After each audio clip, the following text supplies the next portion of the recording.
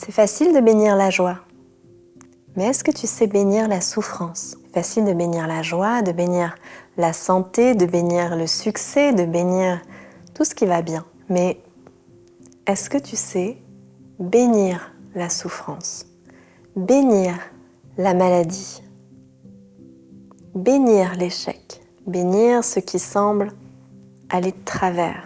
Voilà où se révèle la véritable maîtrise de l'art de bénir. Dans notre premier épisode, on a exploré ensemble les fondements de la bénédiction, sa nature, ses obstacles, ses premières pratiques. Aujourd'hui, on va aller un peu plus loin, on va entrer dans un territoire un peu plus délicat, plus exigeant et plus transformateur de cet acte sacré. La bénédiction la plus puissante n'est pas celle qui célèbre la lumière, c'est celle qui appelle la lumière dans l'obscurité. Parce que, voyez-vous, bénir ce qui est déjà très beau, ce qui est déjà lumineux, c'est merveilleux. Mais c'est pas là où se joue la véritable alchimie spirituelle. La vraie puissance de la bénédiction se révèle quand tu es capable de bénir ce qui semble maudit. Quand tu peux poser une bénédiction sur ce que tout le monde est en train de fuir. Quand tu arrives à reconnaître le divin, même dans ce qui paraît être son absence. Aujourd'hui, nous explorons l'art de bénir dans les situations difficiles, comment transformer le plomb de la souffrance en or et en sagesse. Comment faire de ta bénédiction une force de transmutation qui change la nature même de tout ce qu'elle touche. Bienvenue dans ce deuxième épisode de l'art de bénir. Préparez-vous à découvrir une dimension de la bénédiction que peu de gens osent explorer. Bénir une difficulté, ce n'est pas l'approuver, c'est révéler la graine de lumière qu'elle contient. La bénédiction, ce n'est pas une approbation. Commençons par clarifier cette confusion. Beaucoup de gens résistent à l'idée de bénir les situations difficiles parce qu'ils pensent que bénir signifie approuver, accepter passivement et se résigner. Comment pourrais-je bénir cette maladie? Ce serait l'accepter, la valider et lui donner mon accord. Comment pourrais-je bénir cette injustice? Ce serait cautionner le mal. Comment est-ce que je pourrais bénir cette personne qui m'a blessée? Ce serait excuser son geste, son comportement. Mais bénir, ça signifie rien, absolument rien de tout ça. Bénir le mal, ce n'est pas dire qu'il est bien, c'est appeler le bien à se manifester à sa place. Bénir une difficulté, ce n'est pas dire qu'elle est bonne, qu'elle est juste, qu'elle est désirable. C'est reconnaître qu'au cœur même de cette difficulté, il y a une possibilité de transformation, une graine de lumière, une opportunité d'évolution. Et quand tu bénis une maladie, eh bien tu ne bénis pas la souffrance qu'elle cause. Tu bénis le potentiel de guérison qui existe en elle. Tu bénis la prise de conscience qu'elle peut apporter. Tu bénis la transformation qu'elle peut catalyser. C'est une distinction qui est cruciale. Tu ne bénis jamais le mal en tant que tel. Tu bénis le potentiel de bien qui peut émerger à travers lui. C'est le principe de la transmutation. La bénédiction des situations difficiles repose sur un concept alchimique ancien, la transmutation. Cette capacité de transformer une substance en une autre, de changer le plomb en or. Et dans le domaine spirituel, la transmutation, c'est cette capacité de transformer l'énergie de la souffrance en énergie de sagesse. De changer la vibration de la peur en vibration d'amour, de convertir ce qui semblait être un obstacle en un tremplin. La bénédiction est le feu alchimique qui transforme la matière brute de l'épreuve en or de sagesse. Et ta bénédiction, quand elle est posée avec l'intention, devient ce feu alchimique. Elle n'élimine pas la difficulté. Elle change sa nature énergétique. Elle transforme sa signature vibratoire.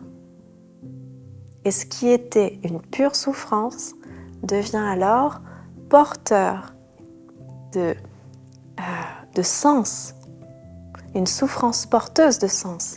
Ce qui était obscurité aveugle devient une nuit étoilée qui brille de perles de sagesse.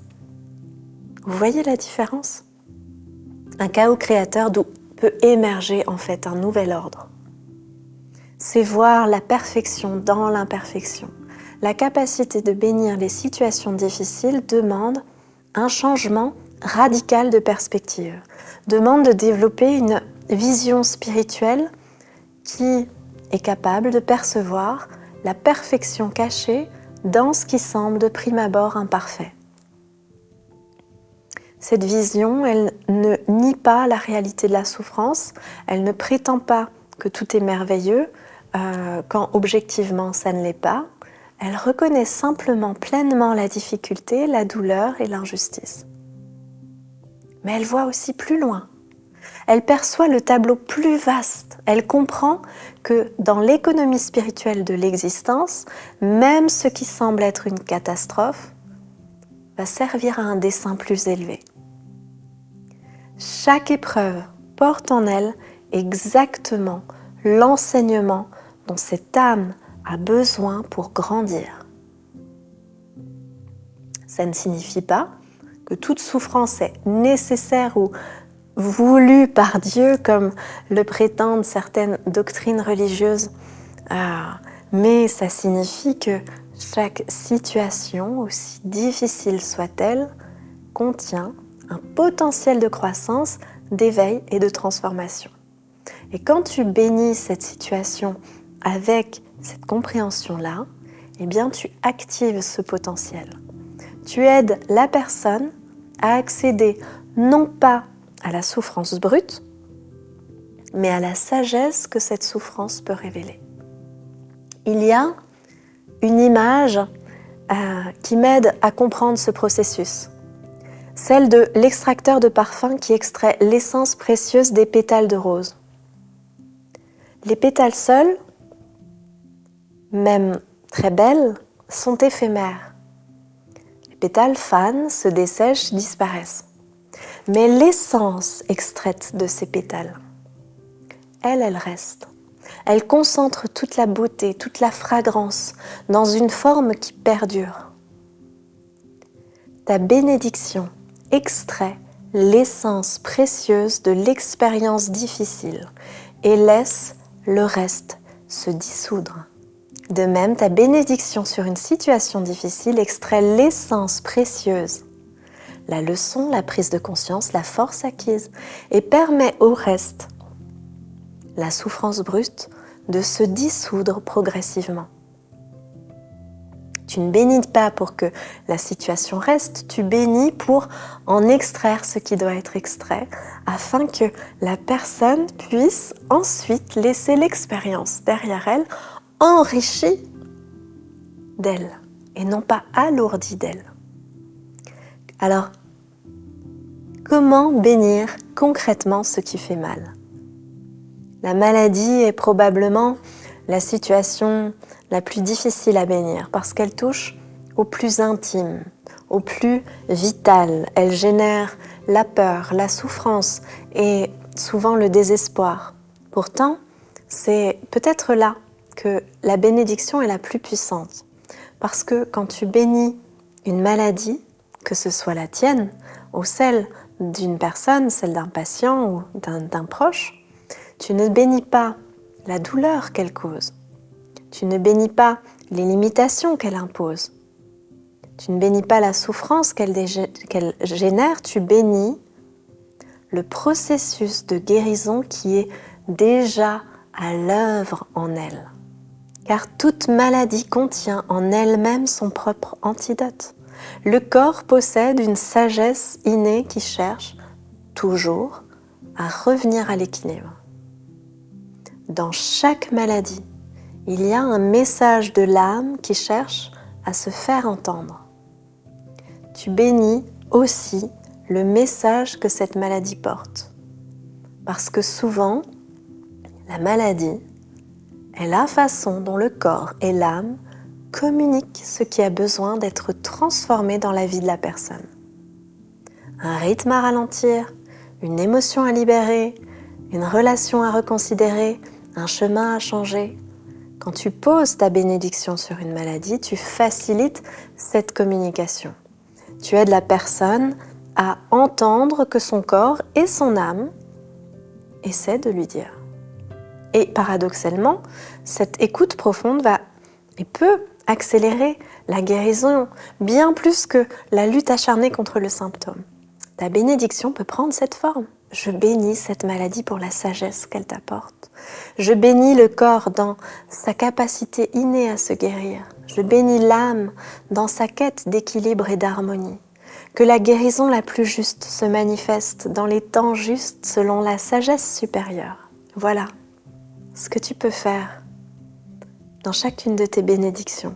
On a parlé de bénir la maladie, mais on peut aussi bénir l'échec, la perte, la déception, toutes ces expériences qui semblent signifier que nous ne sommes pas assez, que nous avons raté quelque chose, que la vie nous a refusé quelque chose. Et bénir l'échec, ça demande encore une fois un renversement complet de perspective, parce que on est conditionné à voir l'échec comme quelque chose d'honteux, à éviter, à cacher. Mais l'échec, c'est souvent le plus grand maître. Il vient révéler ce qui ne fonctionne pas pour qu'on puisse découvrir ce qui fonctionne. Il ferme des portes pour qu'on puisse voir celles qui sont vraiment faites pour nous. Il nous humilie dans cet essentiel pour nous ramener dans cet essentiel. Chaque échec n'est juste qu'une redirection déguisée, une libération cachée. Quand tu bénis un échec, le tien ou celui d'un autre, tu bénis la redirection qu'il offre. Tu bénis la libération des illusions qu'il apporte et tu bénis toute la force et la résilience qu'il permet de développer. Tu peux dire « Je bénis cet échec pour la sagesse qu'il m'enseigne. Je bénis cette fermeture pour les ouvertures plus justes qu'elle prépare. Je bénis cette fin pour les nouveaux comportements qu'elle rend possibles ou les nouveaux commencements qu'elle rend possibles. » Et souvent, des années plus tard, les gens regardent en arrière et se disent « Oh, cet échec qui me semblait être la pire chose qui pouvait m'arriver était en fait le meilleur cadeau déguisé. » On a béni les maladies, on a béni les échecs, on peut bénir les relations difficiles aussi. Toutes ces personnes qui nous irritent, qui nous blessent, qui nous défient, ce sont peut-être les êtres les plus difficiles à bénir. Parce qu'elles touchent à notre ego, à nos blessures, à nos zones les plus sensibles. Ce sont nos plus grands professeurs spirituels. Ces personnes nous montrent exactement où nous avons encore besoin de mettre de la lumière, de la conscience, où on a besoin de grandir, où on a besoin de libérer nos réactivités automatiques. Bénir une relation difficile ne signifie pas rester dans une relation toxique, ne signifie pas cautionner un comportement abusif, ne signifie pas nier tes limites et tes besoins.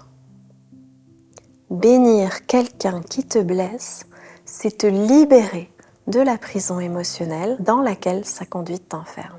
C'est reconnaître que cette personne, aussi difficile soit-elle, est aussi une âme en chemin, qu'elle souffre même si elle fait souffrir, qu'elle porte ses propres blessures même si elle blesse les autres. Cette reconnaissance ne l'excuse pas, mais elle te libère, toi, du poids, de la rancœur, de la haine, du ressentiment qui te ronge de l'intérieur bien plus qu'il n'affecte l'autre. Tu peux bénir en disant « Je bénis cette personne dans sa quête de guérison. Je bénis la lumière en elle même si elle ne peut pas encore la voir elle-même. Je bénis notre séparation si elle doit avoir lieu ou notre réconciliation si elle est juste. que le plus haut bien se manifeste pour chacun d'entre nous. On a béni la maladie, on a béni les échecs, on a béni les personnes difficiles. On peut aussi bénir les transitions et les morts, les grandes transitions de la vie, les fins d'étape, les séparations, les deuils, la mort. Elles-mêmes sont des moments où la bénédiction prend toute sa dimension sacrée. La mort surtout, cette grande transition que notre culture a tant de mal à accepter, à honorer, à bénir. On la combat, on la nie, on fait comme si elle n'existait pas jusqu'à ce qu'elle nous force à la regarder en face. Mais dans certaines traditions spirituelles, la mort a toujours été reconnue comme un passage sacré, digne d'être béni avec la même révérence que la naissance. Bénir la mort, ce n'est pas souhaiter la fin, c'est honorer le passage et accompagner l'âme dans sa transition. Quand tu bénis une mort imminente, que ce soit celle d'un proche ou d'un patient en fin de vie, tu ne bénis pas la souffrance de la séparation, tu bénis le voyage de l'âme qui s'apprête à quitter le corps, tu bénis sa libération, tu bénis son passage vers d'autres dimensions de l'existence. Et cette bénédiction, elle apporte une paix extraordinaire, tant à celui qui part qu'à ceux qui restent. Elle transforme la mort d'une tragédie en un événement sacré et permet à l'âme de partir dans la sérénité plutôt que dans la lutte et dans la peur. Vous savez, on peut même bénir les crises collectives. Vous savez, ces crises plus vastes, les catastrophes naturelles, les pandémies, les guerres, les effondrements économiques, tout ce qui touche des communautés entières, des nations, l'humanité. On se sent souvent impuissant face à toutes ces situations. Que peut ma petite bénédiction face à une telle ampleur de souffrance? Eh bien justement, ne sous-estime jamais le pouvoir d'une bénédiction. Dans le champ quantique de la conscience collective, chaque pensée, chaque intention, chaque bénédiction contribue à l'ensemble. Quand des milliers de personnes bénissent simultanément une situation, elles créent un champ morphique de transformation. Quand tu bénis une situation collective difficile, tu n'agis pas seul, tu rejoins le fleuve invisible de toutes les autres consciences qui font de même. Et ensemble, vous créez un champ de possibilités, une ouverture pour que des solutions émergent et pour que la sagesse collective s'éveille. Je bénis cette crise pour les prises de conscience qu'elle génère. Je bénis l'humanité dans sa capacité à s'unir face à l'adversité.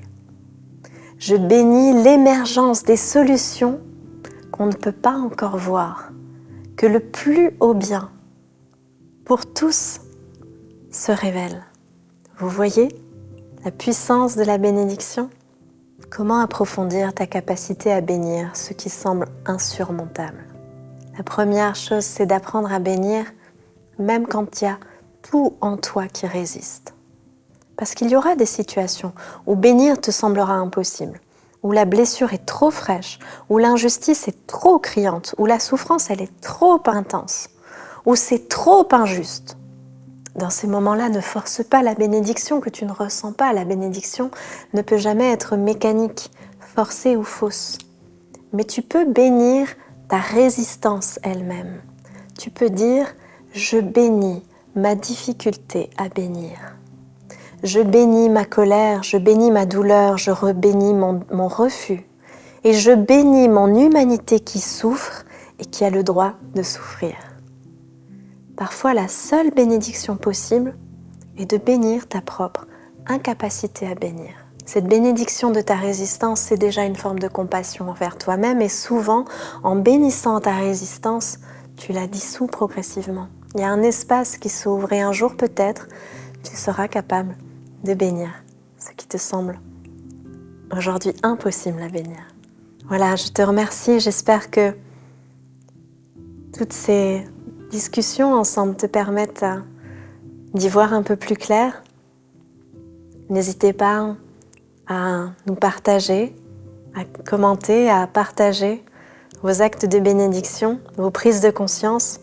Merci d'être de plus en plus nombreux, des milliers à suivre ces vidéos, à nous envoyer vos témoignages, vos prises de conscience, vos guérisons. Merci à tous les élèves de l'école de partager si puissamment tout ce que nous apprenons ensemble. Merci à toutes les personnes qui bénéficient de tout ce travail, de toutes ces prises de conscience, de tous ces apprentissages que l'on fait ensemble.